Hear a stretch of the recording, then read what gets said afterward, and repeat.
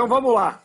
Vamos hoje começar o nosso shiur novo, shiur de Pirkei Avot. A verdade é que a ideia do Pirkei Avot, quando a gente começou a falar na segunda-feira dos 48 Kinyanei a Torá, né, as 48 formas de a gente adquirir a Torá, justamente esses ensinamentos estão no 6º capítulo do Pirkei Avot. Para quem assistiu, na segunda-feira a gente explicou que o Pirkei Avot ele é parte da Torá oral. Ele é na verdade, são Mishnayot, né? É uma parte da Torá que foi transmitida oralmente. E o 6º capítulo ele já é uma braita. Ele foi deixado de fora na compilação do Rabi Yehuda Nassi. Quando ele compilou todo o trabalho da Torá oral, algumas partes ele não colocou no conjunto, né, das Mishnayot. Isso virou uma braita. A gente vai estudar os 5 primeiros capítulos, né, que são as Mishnayot, e na segunda-feira a gente está pegando especificamente os 48 Kinyanei a Torá, essas ferramentas para adquirir Torá. Para a gente entender o quanto esse tratado ele é um tratado muito especial dentro do Talmud, né, dentro de toda a Torá oral, qual que é a diferença desse tratado dos outros tratados da Torá? Então, eu quero começar a ler e eu vou trazer aqui a explicação do Barternura, que é o Rav Ovadia Barternura, Zecher Tzadik Livraha.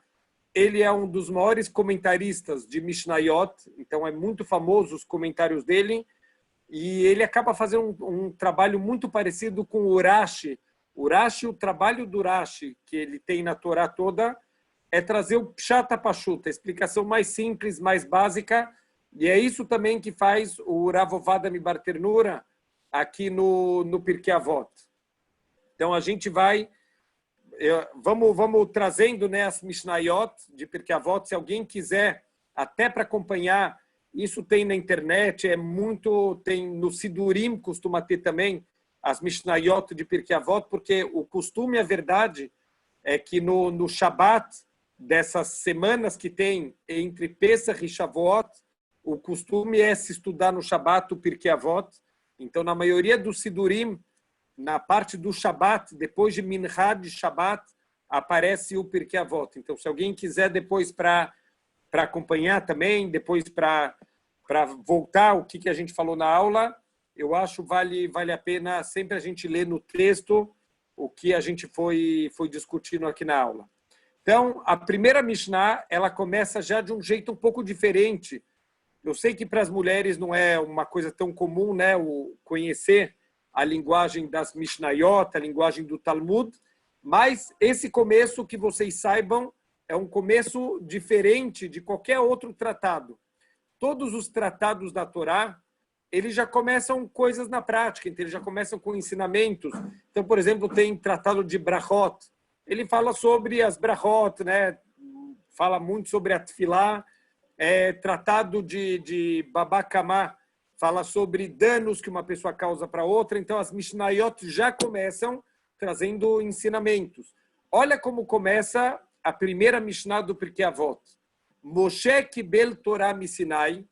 Moshe recebeu a Torá do Monte Sinai.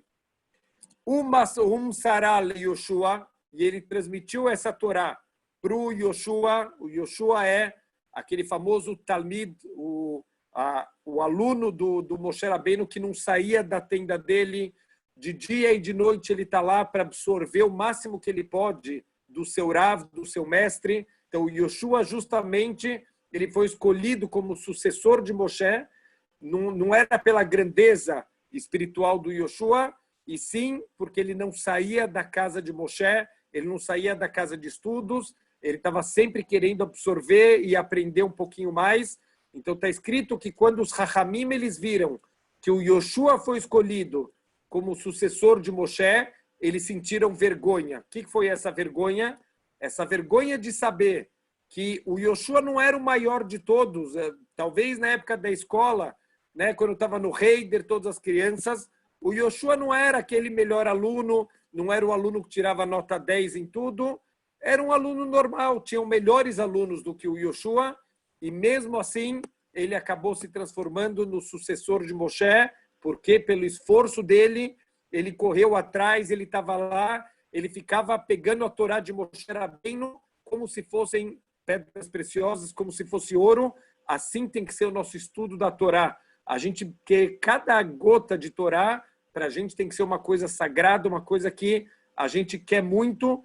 Assim era a vida do Yoshua, por isso que ele teve o mérito de ser escolhido como o sucessor de Moshe Rabbeinu. Então, Moshe ele recebeu a Torá no Sinai, ele transmitiu para Yoshua, Yoshua Liskeinim, o Yoshua transmitiu para os anciãos do povo judeu, são as pessoas com mais experiência de vida. Daqui também a gente vê, é impressionante, o quanto o mundo acaba desprezando as pessoas mais velhas. A pessoa já é mais velha, ela já não serve mais nas empresas, a pessoa ela já é aposentada na empresa. Por quê? Porque a gente tem que contratar gente nova, com sangue novo. A Torá justamente é o contrário. Os cargos de maior confiança, os cargos que precisam de pessoas com mais sabedoria, são ocupadas justamente pelos anciãos. Por quê? Porque os anciãos eles têm, fora os níveis de sabedoria, né, de Chokhmah, Binah e Dat, que são os níveis de sabedoria que vêm através do estudo da Torá, existe uma sabedoria chamada Zikná. Zikná é experiência de vida. Isso não tem nenhum livro, isso não dá para estudar. Só aquele que viveu e aprendeu com as experiências de vida, essa pessoa pode passar isso para frente, ela pode ajudar nos aconselhamentos. Então, na Torá, os anciãos eles têm um papel fundamental. Não existe transmissão da Torá se não fosse pelos nossos anciãos, os grandes Talmidei Chachamim. E justamente quanto mais idade a pessoa tem, mais valor ela tem por toda a sabedoria que ela adquiriu e por toda a experiência de vida. Então, Yoshua transmitiu a Torá para os anciãos, os Keinim, lá Neviim, os anciãos da época, né, de Yoshua, transmitiram isso para os Neviim, para os grandes profetas da história do povo judeu. O Neviim, Sarua, Lenshei Knesset Agdolá. E os anciãos, eles transmitiram para os homens da grande assembleia, eram sábios de Torá num nível gigantesco, Baruch Hashem, pessoas em nível de profecia, pessoas que tinham nível de Tchiat HaMetim, de fazer ressurreição dos mortos. Entre os homens da grande assembleia, só para citar dois exemplos, estava o Mordecai da história, né, de Purim, e também está o Daniel, o profeta Daniel, aquele que foi atirado numa cova cheia de leões, e os leões não ousaram chegar perto de uma pessoa tão sagrada assim. A gente sabe o que aconteceria com a gente se a gente fosse jogado numa cova de leões. Com certeza não sobrava nem os ossos. Quando o profeta Daniel foi jogado, os leões respeitaram ele de um nível que o temor que eles tinham de uma pessoa tão grande assim não permitia que eles chegassem perto do profeta Daniel. A verdade que é interessante, tem um ensinamento explícito da Torá. Quando Deus criou o universo, quando Deus criou todos os animais, está escrito explicitamente na Torá que Deus colocou o temor do ser humano sobre os animais. Quer dizer, os animais, eles têm um temor do ser humano natural. Isso é dentro da natureza dos animais. Hashem colocou isso. E a gente viu isso, por exemplo, na história do Daniel. A grande pergunta é, por que se a gente fosse jogado na cova dos leões, a gente com certeza viraria a janta dos leões? A resposta é, quando Deus ele colocou o temor dos animais pelo ser humano, isso é quando se trata de seres humanos, pessoas que têm um comportamento como um ser humano. Infelizmente, lo além no mais, eu estou me incluindo também, não estou, Deus me livre, ofendendo ninguém, mas o nosso comportamento hoje em dia está muito mais próximo do comportamento de um animal do que do comportamento de um ser humano. É por isso que os animais não têm mais medo da gente, porque os animais têm medo daquela forma de ser humano que a gente já perdeu há muito tempo e que, Bezrat Hashem, a gente está trabalhando para voltar a poder ser chamado de Ben Adam, a gente poder ser considerado como toda essa grande lista, Moshe, Yoshua, os Keinim, os Neviim, os Anshei Knesset Agdolá, que eram pessoas de verdade que tinham o formato de um ser humano, como o ser humano ele tem que se comportar, o autocontrole que o ser humano tem que ter, a santidade, né, os cuidados que um ser humano tem que ter, Ben Adam Lamakom, com Deus, e Ben Adam Lechaveró, com o próximo. Aqui, e aí, o que começa a falar os Anshei Knesset Agdolá, né, esses homens da grande assembleia, Hem Amru Shloshah Dvarim. E eles ensinaram 3 coisas, e aí o tratado ele vai começar agora, assim como todos os outros tratados do Talmud, vai começar a trazer ensinamentos na prática. Vem o Rav Ovadia Barternura e ele faz uma pergunta: por que esse tratado é diferente dos outros tratados e não começa igual a todos os outros? Então ele fala que todos os outros tratados do Talmud, eles trazem ensinamentos, né, para o dia a dia, como a gente falou, sobre danos que uma pessoa causou para outra, ou quando está falando, por exemplo, sobre propriedades, o que é roubo, o que você faz com o objeto encontrado, ou sobre coisas também de santidade. Esse tratado ele fala sobre Ben Adam Lechaveró, como a pessoa se comporta em relação ao seu companheiro, e sobre Derech Eretz. Derech Eretz a gente já falou algumas vezes nas aulas. Derech Eretz não significa como a gente traduz bons modos. Parece que Derech Eretz é se a gente coloca o guardanapo no colo, em que lado fica o garfo e a faca.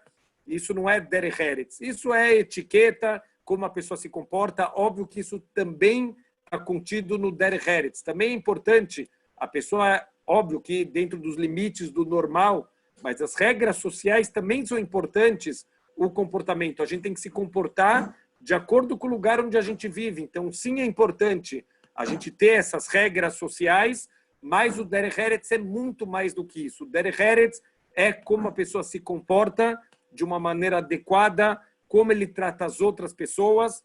Então, ele fala o seguinte: os povos do mundo, todos os povos, eles também têm muitos livros de como se comportar, como a pessoa tem que se comportar no seu dia a dia. Da onde eles tiraram esses ensinamentos? Do coração deles, da cabeça deles, o que eles acham que é a melhor forma de se comportar. Assim eles ensinam nos seus livros. Então tem, por exemplo, aqueles livros de autoajuda e de como se transformar numa pessoa melhor. Isso não falta, né? A gente procurar numa livraria, a gente vai encontrar um monte de livros de autoajuda, um monte de livros de comportamento. Da onde as pessoas tiraram isso? Tiraram do coração delas, tiraram, né, de estudos que eles fizeram. Não é essa a nossa fonte. A nossa fonte de Derech Eretz, de como se comportar, em especial Ben Adam Lechaveró, Moshe Kibel Torah Misinai. Moshe recebeu, desde o Har Sinai, também os ensinamentos de como se comportar. Isso não é do coração dos nossos sábios, não é que os nossos sábios estão vindo ensinar o que eles consideram como se realmente é a forma correta. Isso foi ensinado diretamente por Deus para Moshe e foi sendo transmitido. Então, diferente dos outros estudos do Talmud, aqui foi muito importante, os Tanaim, eles entenderam que é importante começar esse tratado ensinando que também o comportamento Ben Adam Lechaveró, Moshe Kibel Torah Misinai. O Moshe, ele recebeu esse ensinamento diretamente do Har Sinai, e não é o que a gente acha bom, isso é como Deus ensinou que assim deve ser o nosso comportamento. Vamos ver quais são os primeiros ensinamentos do Pirkei Avot. Com certeza, se os Tanaim eles colocaram esses ensinamentos como os primeiros, significa que aqui tem ensinamentos muito importantes, muito profundos. Então, eles falaram 3 coisas. Quais são essas 3 coisas que o Pirkei Avot vai abrir os ensinamentos? Evu metunim badin. Sejam ponderados no julgamento. Eu vou ler os 3, depois a gente volta. Evu metunim badim. Sejam ponderados no julgamento. Ve'amidu talmidim arbe. Tenha muitos talmidim, tenha muitos alunos. Baruch Hashem, aqui nas aulas do Zoom, tá? Cada vez aumentando mais os nossos alunos. Ve'asu siag la Torá, e façam proteções para a nossa Torá. Vamos entender o que são esses 3 ensinamentos do Pirkei Avot. Então, primeiro ensinamento, Evu metunim badin. Então, Barternura, ele explica da seguinte maneira. Ele fala que isso se aplica basicamente para os juízes, mas a gente vai ver que a gente precisa também, para a nossa vida, também trazer esse ensinamento. Ele fala que um juiz, muitas vezes, ele lida com casos muito parecidos. Então, ele já fez um julgamento e olha, uau, esse julgamento de hoje, ele estava muito parecido com aquele julgamento que eu fiz outro dia. E, de novo, por uma terceira vez, de novo aparece um julgamento com as características muito parecidas.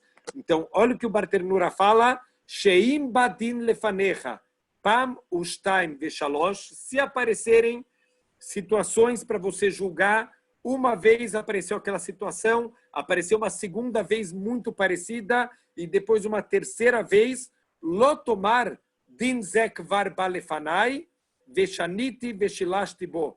Não diga, olha, já aconteceu um caso como esse, e não uma, nem duas, nem três vezes, eila evumetunim. Não seja apressado para fazer o julgamento só porque você viu um julgamento parecido com esse. Ah, então, naquele caso eu dei ganho para esse, então agora também eu vou dar ganho para esse lado aqui, porque é muito parecido com aquele outro lado. Não faz isso. Seja ponderado, vai com calma no teu julgamento. Mamtinim kodem shetivseku adim. Espera um pouco até que você vai decretar qual é o veredito. Então, isso vale para os juízes, quer dizer, nunca seja precipitado para fazer um julgamento, porque, às vezes, um pequeno detalhe, ele pode mudar tudo. Quer dizer, um detalhe no julgamento, ele vira toda a história, e por isso a gente tem que ser muito cuidadoso para não fazer os julgamentos de maneira precipitada. Isso, como a gente falou, isso vale para os juízes, mas isso vale também para a nossa vida. A gente está, praticamente todas as aulas, a gente está falando muito sobre um dos grandes concertos que a gente precisa fazer e que com certeza está relacionado com o coronavírus, que é o Lashon Hará. Lashon Hará é a gente falar mal das pessoas, é a gente denegrir uma pessoa, a gente revelar uma informação que isso atinge, às vezes pode atingir o sustento de uma pessoa, pode atingir a honra de uma pessoa, pode destruir uma vida através de uma informação que a gente pode revelar, quer dizer, a pessoa joga, sai atirando aos ventos informações que a gente não sabe onde vai chegar essas informações. Então, a gente tem que tomar muito cuidado com o Lashon Hará. O Lashon Hará, aqui tem uma pergunta, né? A Torá, ela é contra a mentira. Está escrito explícito na Torá que a gente midvar sheker tirhak, se afaste da mentira. Mas o Lashon Hará, qual é a definição do Lashon Hará? Lashon Hará é quando você fala verdade sobre alguém. Quer dizer, quando é mentira, isso já é uma outra transgressão chamada motzei shemra, que é mais grave ainda do que o Lashon Hará. Lashon Hará é você falar a verdade sobre alguém, mas de forma que está denegrindo ela. Então, muitas vezes, isso já me aconteceu, muitas vezes com pessoas conhecidas, com alunos, que alguém está falando uma coisa que denigre o outro, e eu falo para a pessoa, olha, não fala isso porque é Lashon Hará. E a pessoa me responde, não, mas é verdade, Rav. Eu falo, mas justamente por ser verdade, que isso é Lashon Hará, senão seria motzei shemra. Então, a grande pergunta é, Deus ele não é contra a verdade. Se eu sei alguma coisa, se eu tenho certeza que uma pessoa fez uma coisa errada, por que eu não posso contar para os outros? A resposta é, mesmo que você viu a pessoa fazendo uma coisa errada, será que você viu o quadro completo? Será que você viu a pessoa de uma maneira completa? Ou você foi completamente precipitado e acabou julgando a pessoa de uma maneira negativa, porque você não viu todos os dados, você não viu toda a história? A gente é muito apressado para fazer julgamentos quando é em relação aos outros. Quando é em relação a nós mesmos, a gente quer que todo mundo entenda, todo mundo tem que ser compreensivo com a gente. Quando a gente chega atrasado numa reunião, com certeza todo mundo vai entender que o trânsito estava pior que o normal, que alguém segurou a porta do elevador, mas quando é com os outros, a gente é muito rápido para falar que a pessoa ele não é um bom funcionário, que a pessoa não é uma pessoa séria. Com os outros, a gente, infelizmente, é muito rápido para julgar. E é por isso que a gente tropeça tanto no Lashon Hará. Por quê? Porque a gente não vê a pessoa de uma maneira completa e a gente acaba, infelizmente, julgando a pessoa de maneira equivocada. Então, se você dá o benefício da dúvida para as pessoas, além de tudo, você está aumentando a chance de estar acertando o teu julgamento.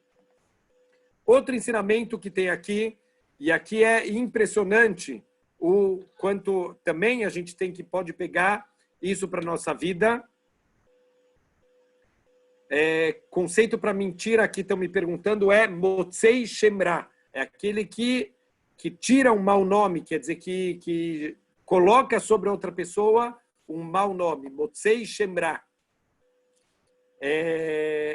Então, fala aqui, vê Amido Talmidim Arbe, tenha muitos Talmidim, né? Tenha muitos alunos.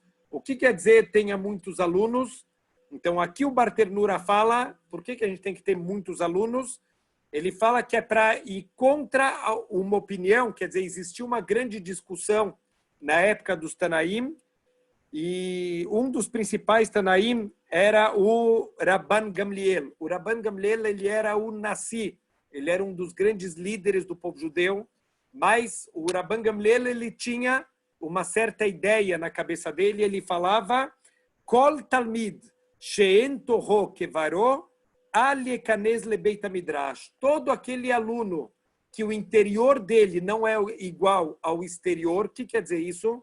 Toda pessoa que não chegou num nível de pureza e que por dentro a pessoa ela é tão pura quanto fora, porque é o que mais a gente vê, infelizmente, são pessoas que por fora eles parecem tzadikim e a pessoa está lá de kippah e a pessoa está de tzitzit, mas por dentro, infelizmente, a pessoa é uma pessoa que não está o interior dela como o exterior dela. Isso a gente aprende um dos principais utensílios que tinha no Mishkan, era o Aron HaKodesh. O Aron HaKodesh, ele era de ouro por fora, mas ele também tem que ser de ouro por dentro. Então, por que tem que ser por dentro? Por fora, as pessoas estão olhando, tem que ser um utensílio bonito. Por que tem que ser também de ouro por dentro? Para ensinar que o ideal do ser humano é que ele seja de ouro por dentro e por fora. Não adianta só por fora. Você está vestindo roupa de tzadik, se por dentro você não é de verdade um tzadik. Assim opinava o Rabban Gamliel. O Rabban Gamliel falava, eu não quero que entre no Beit Midrash para estudar a Torá, a não ser as pessoas que a parte de dentro delas é igual à parte de fora. Então, está escrito que ele colocou, inclusive, um guardião na porta do Beit Midrash, e esse guardião não deixava entrar aquele que o interior não é igual ao seu exterior. Teve um grande problema, o Rabban Gamliel, ele fez uma atitude que os outros sábios todos discordaram, não concordaram com a forma como ele lidou com certo caso, e tiraram o Rabban Gamliel do cargo e colocaram outro Rav. Esse outro Rav, no dia que ele entrou, ele revogou aquela lei do Rabban Gamliel, ele abriu as portas do Beit Midrash e permitiu que todos aqueles que quisessem vir estudar a Torá, eles podem vir estudar. Então, esse ensinamento do Pirkei Avot, que está falando, a Amido Talmidim Arbe, tenha muitos alunos, é de acordo com essa segunda opinião. Todo mundo que tem vontade, que venha e que sente para estudar a Torá. Por quê? Porque justamente o papel da Torá é conseguir mudar o ser humano. A Torá tem essa força de transformar o ser humano num outro ser, de limpar a pessoa por dentro, de purificar a pessoa. Então, justamente, quem precisa mais de Torá são aqueles que o interior dela ainda está sujo. Tem uma história, eu já contei isso nas aulas na Sharibiná, mas é uma história linda e que a gente tem que guardar essa história. Contam de um rapaz que ele estava na Yeshivá e era um rapaz que ele tinha muita dificuldade para estudar. O estudo do Talmud realmente é um estudo muito difícil, é um estudo que ele exige uma concentração, que a pessoa tenha realmente uma força de vontade muito grande para conseguir estudar e se aprofundar. E tinha um rapaz que ele tinha muita dificuldade, ele estava lá na Yeshivá e ele estava estudando, mas não estava indo. Ele demorava muito para entender alguma coisa e depois que ele entendia, no dia seguinte, ele já tinha esquecido tudo. Então ele foi falar com o rabino, ele foi pedir para o rabino foi lá falar, eu quero ir embora da Yeshivá, não está dando certo, eu estou estudando, eu estou me esforçando, mas não adianta, a Torá não entra na minha cabeça, eu levo muito, muito tempo, eu tenho um esforço absurdo para estudar a Torá e não adianta nada, porque no dia seguinte eu já perdi tudo, já esqueci tudo. Então eu quero ir embora de Yeshiva. Essa Yeshiva ficava num lugar muito, muito alto. O rabino escutou a pergunta do menino, né, esse pedido do menino, mas ele teve uma atitude estranha. Esse Rav, ao invés de responder para o menino, ele falou, olha, você pode me fazer um favor? Eu queria que você me trouxesse, está vendo aquele rio lá embaixo? Tinha uma escadaria gigante e tinha um riozinho que passava lá embaixo. Eu queria te pedir um favor, você pode pegar, por favor, esse pote, essa cesta de vime e você pode encher de água lá no rio? Então o menino olhou uma cesta de vime, né, toda suja. Ele falou, que coisa estranha, eu venho pedir uma coisa para o Rav, ele me ignora e ele me pede para buscar água numa cesta de vime. Será que ele não entende que a água vai vazar toda? Mas o Rav pediu aquilo e ficou olhando para ele com cara séria. Ele não quis contrariar o Rav, ele desceu toda aquela escadaria, encheu aquela cesta de vime com água. Quando ele foi subindo, obviamente, a água vai vazando toda. Quando ele chega lá em cima, está vazia a cesta. O rabino pergunta para ele, fala assim, o que você aprendeu com isso? Ele falou, eu aprendi, Rav, que não se enche água numa cesta de vime. Ele falou, então eu quero que você me encha de novo. Desce o menino, toda a escadaria, enche de novo o cesto. Quando ele chega lá em cima, a cesta está vazia de novo. O rabino pergunta para ele, o que você aprendeu? E ele responde de novo, agora já de uma maneira mais irônica. Então, Rav, eu aprendi que não se enche cesta de vime com água. Então desce de novo e enche de novo. Quando eu já estava na 10ª vez, o menino não aguentava mais, as pernas já não respondiam mais os comandos da cabeça dele. Ele parou para refletir, ele falou, esse Rav, ele é tão sábio, o que ele quer que eu aprenda? Então ele parou para pensar um pouquinho, ele começou a olhar para aquela cesta que estava na mão dele e ele percebeu uma coisa incrível. Aquela cesta que estava toda suja, agora está limpinha. E ele falou, uau, ele entendeu o que o Rav estava ensinando para ele. O que o Rav está falando para ele? Mesmo que a Torá, você se esforça, você vai, você estuda, e você consegue entender depois de muito tempo, e no dia seguinte, a Torá ela vaza, ela já vai embora. Mesmo assim, vale a pena você sentar e estudar. Por quê? Porque a Torá vai te purificando por dentro. Mesmo que você esqueceu o que você estudou no dia seguinte, todo aquele teu esforço para colocar a Torá dentro de você, isso purificou a tua Neshama. Só para isso vale a pena você continuar sentado estudando. E Baruch Hashem, aquele aluno, ele decidiu ficar na Yeshiva. Então assim também os nossos sábios entenderam, diferente do Rabban Gamliel. Dá para entender também a opinião do Rabban Gamliel. Ele fala que tem um perigo muito grande de uma pessoa que o interior dele não é igual ao exterior, dele fazer Hilul Hashem, dele denegrir o nome de Deus. A gente falou na Parashat Shavua, na nossa aula, sobre o perigo do Hilul Hashem, da pessoa denegrir o nome de Deus com atos feios em público. Aqui uma pessoa que o interior dele não está trabalhado, ele corre o risco de fazer Hilul Hashem. Alguém de kippah que vai fazer uma coisa feia, que vai em público ter uma atitude negativa, já vão julgar o judaísmo como um todo. Olha só, os judeus não se comportam direito. Então, é por isso que o Rabban Gamliel ele era contra, mas os Chachamim discordavam dele e falavam Amidu Talmidim Arbe, abre as portas do Beit Midrash e deixa todo aquele que quer sentar e estudar, ele entrar para estudar. Aqui eu escutei uma pergunta que é genial. A gente escuta essa história do Rabban Gamliel e o guardião que ele colocava nas portas do Beit Midrash. Isso está escrito no Talmud, essa história. Eu escutei uma pergunta sobre essa história incrível. A gente está falando que o Rabban Gamliel ele queria testar as pessoas que o interior delas não é igual ao exterior e ele colocou um guardião na porta para não deixar entrar esse tipo de pessoa. A grande pergunta é, quem era esse guardião do Beit Midrash? Quem era esse gênio? Era um profeta? O que era essa pessoa que guardava o Beit Midrash? Como essa pessoa sabia, olhando para a cara da pessoa, se essa pessoa, o interior dela é como o exterior ou se não é? Olha que pergunta bomba, que incrível. Como que esse guardião ele sabia? Obviamente devem ter muitas respostas para essa pergunta, mas tem uma resposta que tem tudo a ver com Baruch Hashem, as nossas aulas da Shari Binah. Olha que incrível a resposta que escutei. O guardião das portas era a porta do Beit Midrash. Era uma porta trancada que era muito difícil para a pessoa conseguir abrir aquela porta.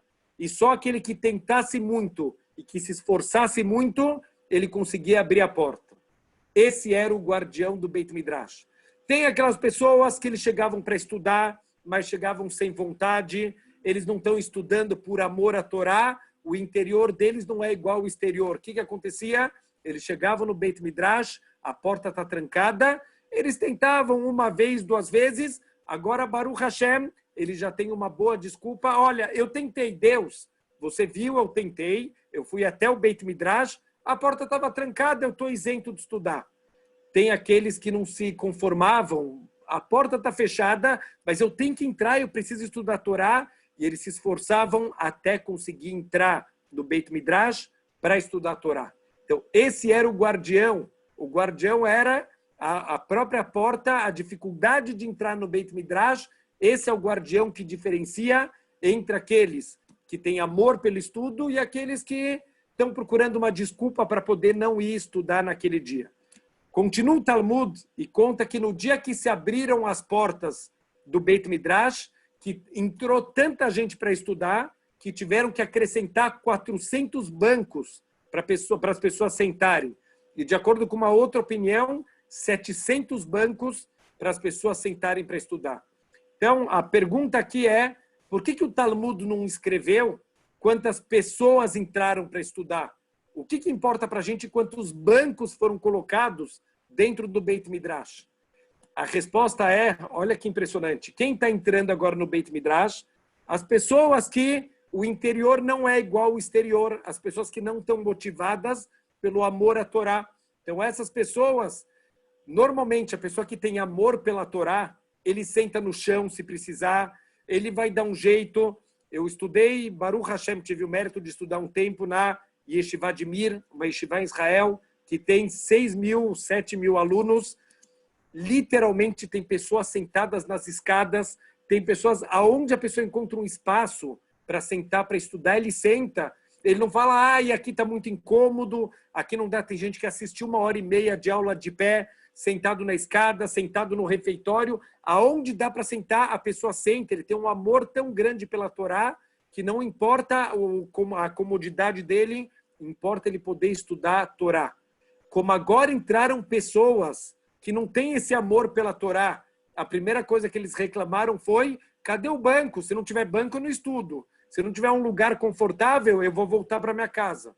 É por isso que o Talmud está mostrando a diferença de um aluno que ele vem estudar por amor à Torá e aquele que vem porque, tá bom, tem que estudar, senão depois Deus vai me castigar depois dos 120 anos. Essa é a diferença e é esse tipo de aluno que a gente tem que querer ser na vida. O amor que a gente tem para vir estudar a Torá e de coração eu sinto que todas as alunas que vêm para Sharei Binah, elas vêm com esse espírito que se eu deixasse a porta da Sharei Binah trancada, vocês derrubariam a porta para entrar, tenho certeza. Vocês entrariam pela janela, pelo teto, para vir escutar um pouquinho mais de Torá. A gente, essa semana, fez aula todos os dias e Baruch Hashem, todos os dias eu vejo que as alunas estão vindo, estão se esforçando, estão fazendo de tudo. Baruch Hashem, a gente tem alunas que o interior é igual ao exterior, que podiam estudar até na Yeshiva do Rabban Gamliel, Baruch Hashem. Então, a gente tem que ter muitos Talmidim, Bezrat Hashem, abrir as portas para todo mundo. Cada Yehudi, ele tem que a gente é como se fosse uma vela. Quer dizer, a vela, ela tem que acender a luz própria, e a partir desse momento que ele acendeu sua própria luz, ele agora vira uma fonte de luz para os outros também. A gente também tem que se importar de passar para frente a nossa Torá. Toda a Torá que a gente recebeu, a gente tem que passar isso para frente também. Não pode guardar só para a gente todos os ensinamentos. Então é importante, sempre que a gente pode, falar uma coisa bonita para alguém.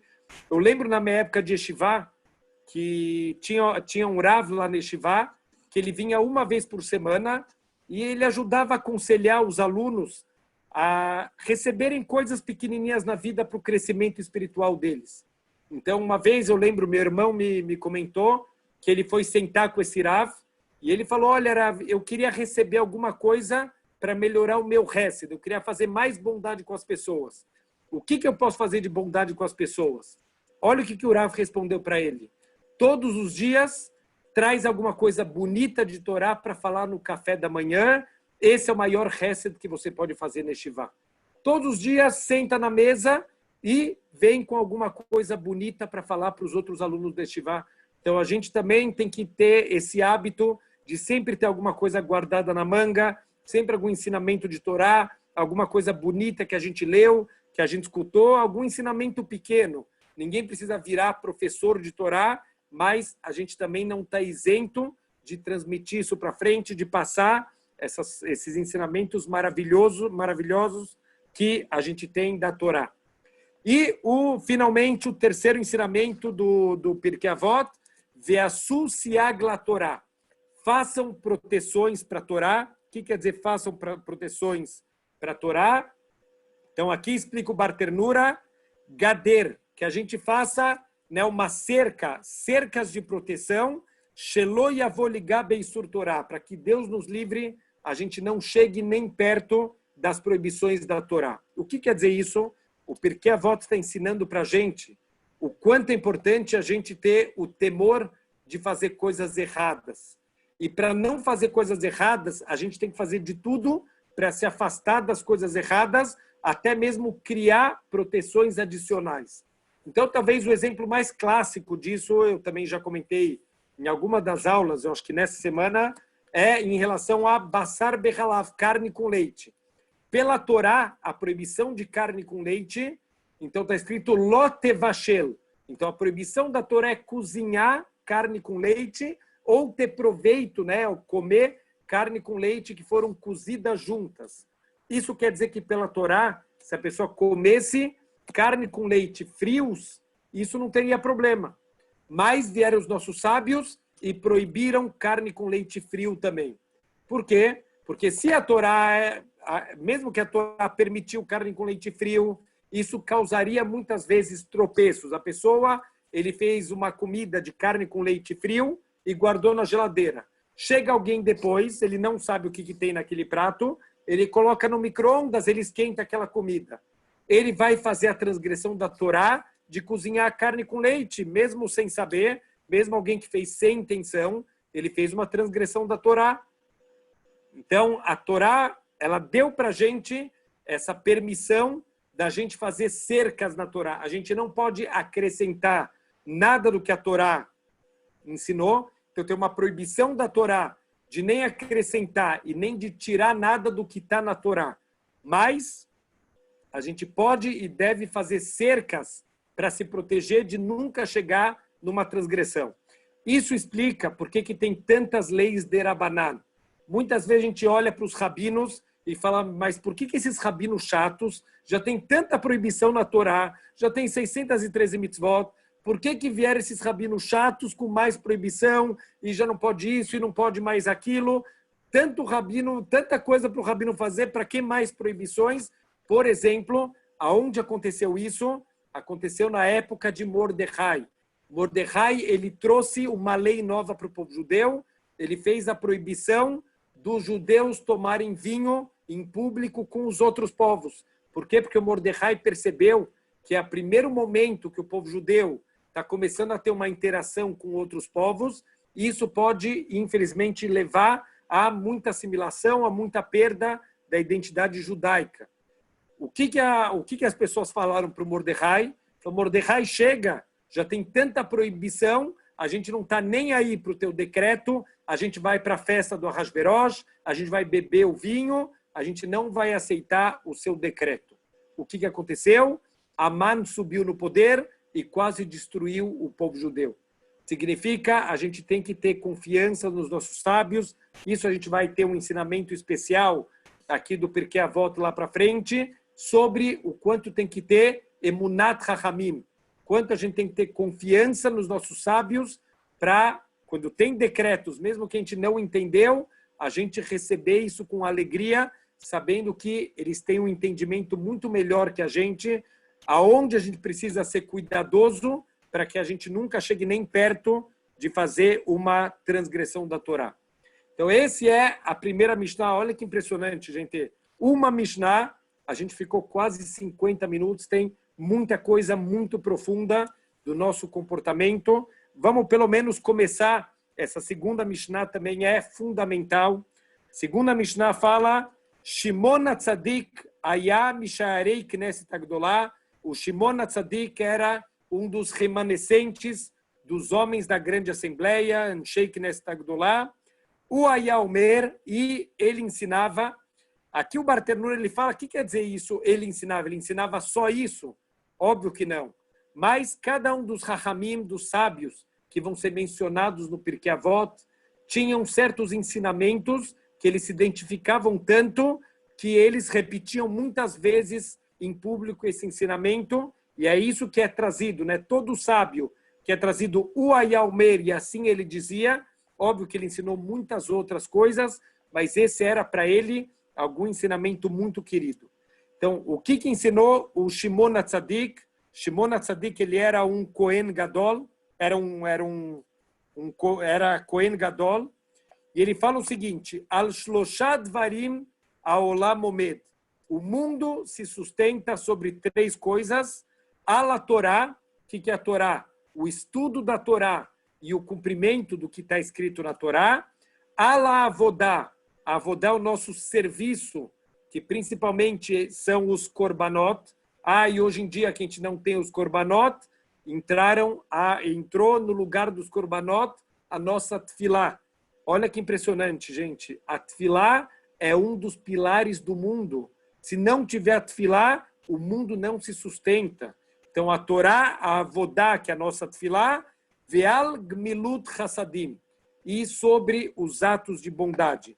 Sobre a Torá, está escrito no profeta, o profeta fala, Imlo briti yomam valaila, se não fosse pelo meu pacto que eu fiz com vocês, dia e noite, que pacto que é esse? O pacto de estudar a Torá, Hukot shamayim vaaretz lo samti. Deus ele destruiria o mundo inteiro e voltaria ao mundo para o Tov Vavô, para aquele caos original da construção, da origem do mundo. O mundo todo se sustenta pelo nosso estudo da Torá. Esse é um dos motivos que quando teve o dilúvio, Deus fez com que o mundo ele mudasse a rotação dele. Então, assim, os nossos sábios explicam que teve uma mudança na rotação da Terra, criando o efeito dos fusos horários.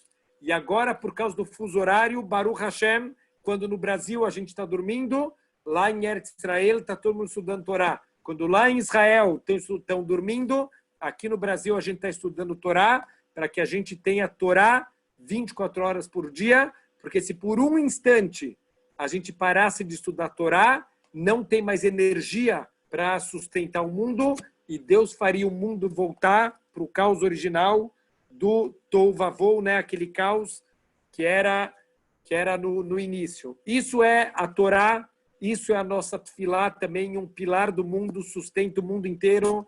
A gente tem agora uma oportunidade incrível, Baruch Hashem, de fazer muita tefilá pelas pessoas. Lo aleino, tem pessoas com muitas dificuldades financeiras, tem pessoas com doenças, tem pessoas que estão em situação muito difícil, tem pessoas com doenças psicológicas por estarem trancadas dentro de casa, isoladas. Então a gente tem que fazer muita tefilá. É uma hora que a gente tem que usar essa força que a Hashem deu para a gente, fazer tefilá para os outros, fazer tefilá para a gente mesmo. Pedir para a Hashem ajudar todo mundo a passar da melhor maneira possível esse momento difícil. E eu escutei semana passada uma história muito bonita que um Rav, ele era de uma instituição que ele cuidava pessoas que precisavam de doação de órgãos. Ele cuidava para conseguir os órgãos, então, por exemplo, órgãos não vitais, né? Um órgão como, por exemplo, o rim, a pessoa pode doar em vida. Então, às vezes alguém precisa da doação de um rim para poder sobreviver, e Baruch Hashem tem pessoas dispostas a doar um dos seus rins para salvar a vida de uma outra pessoa. Então, essa organização, ela juntava pessoas, né, que aquele que precisa da doação e aquele que é um potencial doador.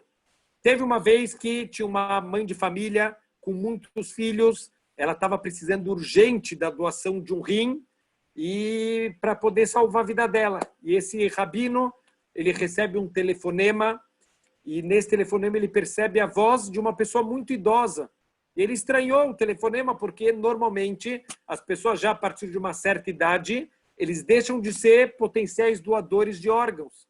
Então ele não entendeu o que aquela senhora quer. Então ele atende o telefone, o rabino, e aquela senhora vira para ele e fala: Rav, eu queria pedir um favor. Eu sei que eu não posso doar um rim para essa moça que vocês estão pedindo aqui no grupo, né, um doador, mas, por favor, eu queria que você me passasse o nome dela, porque pelo menos eu posso fazer tefilá por ela. Quer dizer, eu não posso doar o meu rim para ela, mas tefilá eu posso fazer por ela. Quer dizer, a tefilá, ela sustenta o mundo. Esse é o nosso corban hoje em dia. Então, a gente tem que fazer tefilá pela gente mesmo, fazer tefilá pelos outros. E a tefilá tem que lembrar, não é só para pedir coisas. Não é como aquela criança que o tempo inteiro está pedindo coisas para o pai e para a mãe. A tefilá também serve para reconhecer e para agradecer a Hashem, Baruch Hashem, quem está com saúde, quem pode estar em casa. A gente tem que lembrar o que os nossos pais, avós e bisavós, eles passaram na Shoah. Baruch Hashem, a gente está trancado dentro de casa, com todas as comodidades. A gente tem internet, a gente tem vídeos, a gente tem aulas de Torá, a gente pode comer, a gente tem Baruch Hashem, a gente está no paraíso. Então, a gente, Baruch Hashem, tem que agradecer a saúde que a gente está, a gente agradecer a saúde da nossa família e a gente não pode o tempo inteiro ficar reclamando. Tem que agradecer muito mais que a gente pede, né? O que falta para a gente é muito menor do que o que a gente tem. E, por último, outro pilar do mundo são os Gmilut Hassadim, a gente se esforçar, a gente fazer bondades, a gente, de verdade, a gente se doar para ajudar todo mundo que a gente puder ajudar, principalmente, de novo, em situações difíceis, como a gente está agora, tem muita gente precisando de ajuda. Não dá para ajudar com dinheiro todo mundo, mas tudo bem, ajuda do jeito que dá, como a gente falou, ajuda com uma tefilá, ajuda com um telefonema. Às vezes a pessoa está sozinha em casa, ela pode receber um telefonema, uma mensagem de WhatsApp, alguma coisa que dá vida para essa pessoa. Então, Milut Hassadim, o tempo inteiro, a gente tem que estar procurando formas de ajudar, formas de fazer bondade, e só dessa maneira a gente vai estar sustentando o mundo inteiro com Torá, com Tfilá e com atos de bondade que representam justamente os três pilares do povo judeu: Avraham, Yitzhak e Yaakov. Avraham representa o nosso Hesed, a nossa bondade. O Yitzhak representa os nossos serviços, Korbanot, a nossa Tfilá. E o Yaakov representa a nossa Torá, a Emet, a verdade, o equilíbrio. Então, Bezrat Hashem, a gente tem que... a gente vai, Bezrat Hashem, fazer muita tefilá. Estão me pedindo aqui, realmente, eu acabei esquecendo, fazer todas essas palavras de Torá que sejam de Refuah Shleimah, de David Haim, Ben Malkahaya, Bezrat Hashem, que Hashem tenha muita rahamim dele, possa dar força para ele, todo mundo que puder, fazer um teilim, fazer uma tefilá por ele, que é um rapaz muito jovem que, infelizmente, está numa situação muito difícil. Então, David Haim Ben Malkahaya, Bezrat Hashem, que possa ter Refuah Shleimah, que a gente tenha só boas notícias, que a gente possa aproveitar, parar de reclamar, de ver o lado negativo. É impressionante, eu ligo para as pessoas, eu pergunto, tudo bem? E a pessoa responde, dentro do possível, sim. Baruch Hashem, a gente está tudo ótimo, a gente está bem, a gente está com saúde, a gente está estudando Torá, a gente tem só coisas boas na vida, tudo bem, não apesar das condições. Tudo bem, Baruch Hashem, a gente fala na Tfilá, Haim Kirtzono, a gente tem que viver de acordo com a vontade de Hashem. É essa a vontade dele, eu estou feliz, Baruch Hashem, eu estou vivendo de acordo com o que Hashem quer para a minha vida. Então, Baruch Hashem, a gente tem que estar feliz, não estar lamentando nada. Baruch Hashem, está agradecendo as coisas e a gente aproveitar para todas aquelas coisas que a gente nunca tem tempo de fazer, todas aquelas ideias que a gente sempre quis fazer e não dá tempo, Baruch Hashem. Hashem está dando oportunidade e a gente pode crescer, a gente pode, Baruch Hashem, aproveitar. A Dani está me perguntando, e isso é uma boa pergunta, o que quer dizer tefilá? Tefilá não necessariamente, a gente explicou que o principal da tefilá é uma amidá, né? Fazer a amidá, que é o centro da tefilá do povo judeu. Mas tefilá não quer dizer fazer amidá. Qualquer pedido assim, o Rav Dessler, ele define no livro dele, no livro Mirtav Melial, que tefilá é sempre quando você coloca a tua emuná em Deus, que tudo depende dele, isso já é tefilá. Então, simplesmente a gente parar no nosso dia, a gente escutou que o fulano está doente. Se eu, naquele momento, eu parar e eu falar, Hashem, por favor, traz refuah shleimá, traz uma cura completa para o fulano, filho da ciclana, isso é tefilá. A gente já está cumprindo a nossa mitzvah de fazer tefilá, de se importar, de pedir para Deus, para ter refuah shleimá. Toda a nossa conversa que a gente faz com Deus, isso também é tefilá. A gente está se conectando, então tefilá é a conexão com Hashem e a gente saber que tudo depende dele, a gente colocar nossa emuná, que tudo está sempre na mão de Hashem e tem que lembrar, tudo é para o bem, tudo que está acontecendo com certeza é para coisas boas. Tem uma parte das coisas boas que Baruch Hashem já dá para enxergar agora e tem uma parte que, se Deus quiser, um dia Hashem vai revelar e a gente vai entender por que tudo isso e o quanto a gente, Baruch Hashem, ganhou com toda essa situação e o quanto isso foi positivo para a humanidade inteira. Shabbat Shalom para todo mundo.